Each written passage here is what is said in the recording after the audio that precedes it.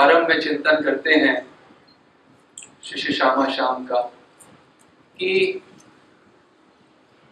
वैनिकुंज में सामान्य दृष्टि में जिसे कहते हैं सो रहे हैं और हम भी सो रहे हैं और उठने की कोशिश करते हैं। ऐसे लीला चिंतन प्रारंभ किया निशांत सुबह। पर लीला चिंतन राधा कृष्ण का चिंतन ऐसे भागने की बात नहीं है। एक एक स्थान पे गंभीरता की आवश्यकता है, भागना नहीं है। युगल सरकार सो रही है, यही इतनी बड़ी बात है। उनका अंश के अंश के अंश के अंश जो परमात्मा है वो हर समय जागे हुए हैं। उनको सोने की आवश्यकता है। क्या उन्हें थकान भी होती है? वो भगवान है, परंतु सो रहे हैं। इसे सोना नहीं कहते, इसे रसालस कहते हैं। रसालस, रसालस में मग्न है। एक रस वैचित्री का एक और प्रकार है जिसे दिखने में सोना कहते हैं और के रस की वैचित्री है, एक और प्रकार से रसास्वादन।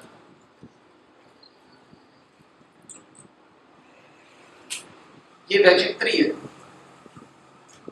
रोम रोम मिले रहे रहू न काहू ठोर। रोम रोम मिल जाते हैं इस रसालस में। रहू न काहू ठोर, कोई ठोर रह नहीं जाती, ऐसे रोम से रोम तक मिल जाते हैं। ऐसा गाढ़ प्रगाढ़ आलिंगन होता है। जीव के बस में ये आलिंगन भी नहीं। रोम रोम मिले रहे रहू न काहू ठोर। और जब चिंतन करते हैं गौड़िया वैष्णव, मतलब जो हरे कृष्ण महामंत्र कर रहे हैं, उनका मतलब जो चैतन्य महाप्रभु से आज भी 500 वर्ष पूर्व की जो परंपरा है, नित्यानंद परिवार, गदाधर परिवार, अद्वैत पर किसी भी परिवार से जुड़े हुए हैं, वो हरे कृष्ण महामंत्र करना सही रूप से वो कर सकते हैं।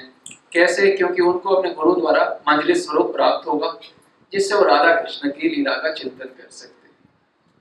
अब अपने मंजरी स्वरूप में क्या चिंतन करते हैं आप सब कि हम सो के एकदम से उठ गए और लगा कि हम कहीं देरी तो नहीं हो गई। तो लीला चिंतन करने में इसी में ही पहले सब कुछ हो जाएगा। अगर ये सही नहीं हुआ तो आगे तो सिर्फ एक एक्सरसाइज होती है, इंटेलेक्चुअल एक्सरसाइज। अरे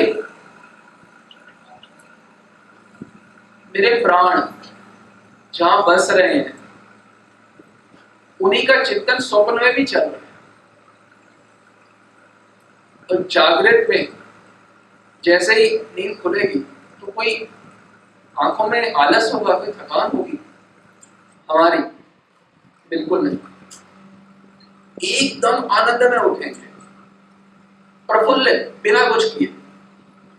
अरे यहाँ पे जो संत हैं जिनके हृदय में श्यामा श्याम विराजते हैं, वो हमेशा प्रफुल्लित रहते हैं। तो वहां पे निकुंज के बाहर में बैठे, निकुंज के बाहर है, तब एकदम उठे तो क्या है, भीतर में दर्शन करो और कुछ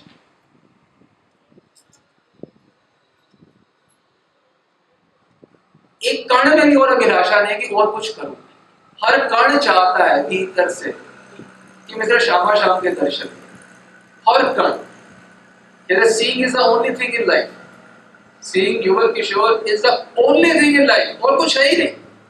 लाइफ मीन्स उनके दर्शन, उनका स्पर्श। जैसे उठते हैं तो चाह चटपटी से आंखें मन तड़प रहा है दर्शन, ऐसा चाह चटपटी एकदम।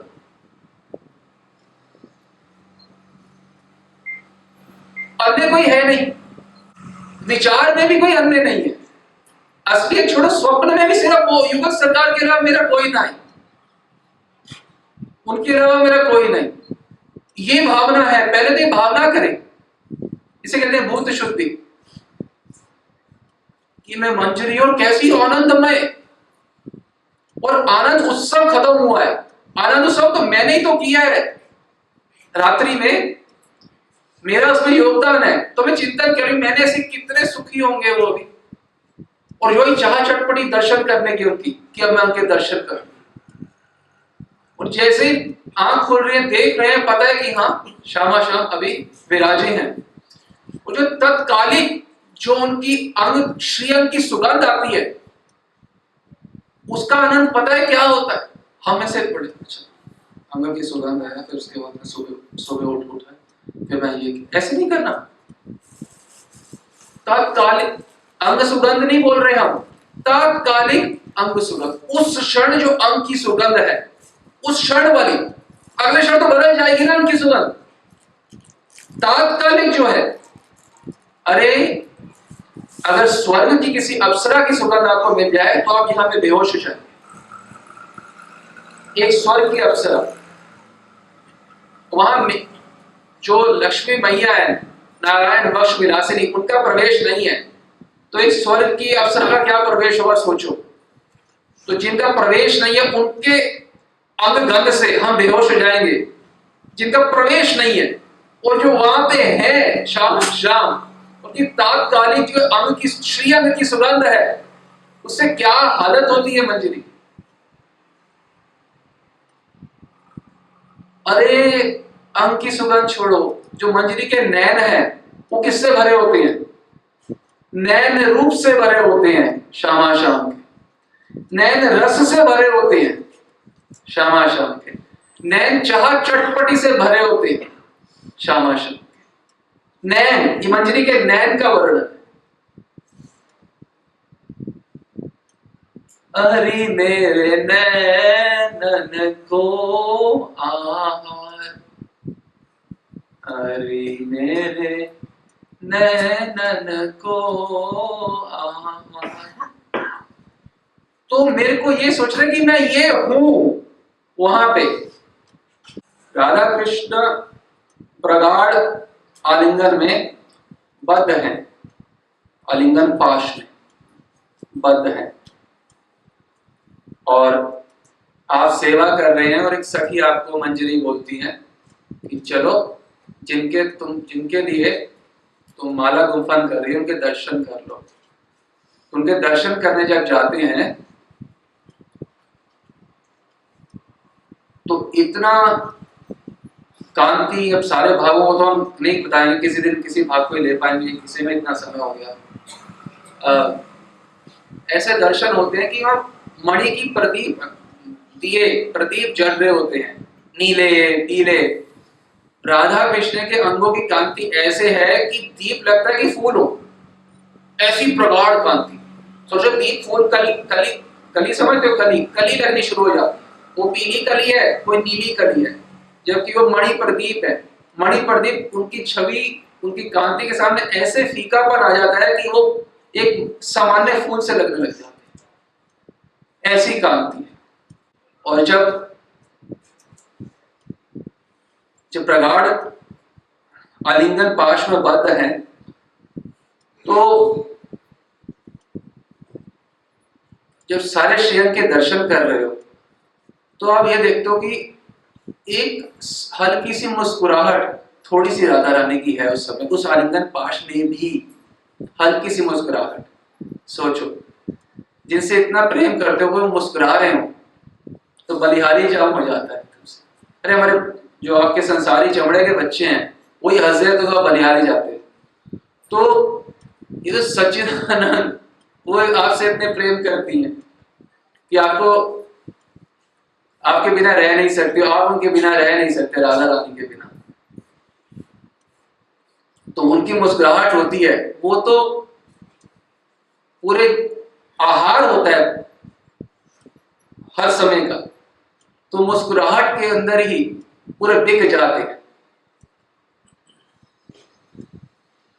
लाल ललना मिले रहे ये सिरावत मोर, लाल ललना मिले रहे ये सिरावत मोर।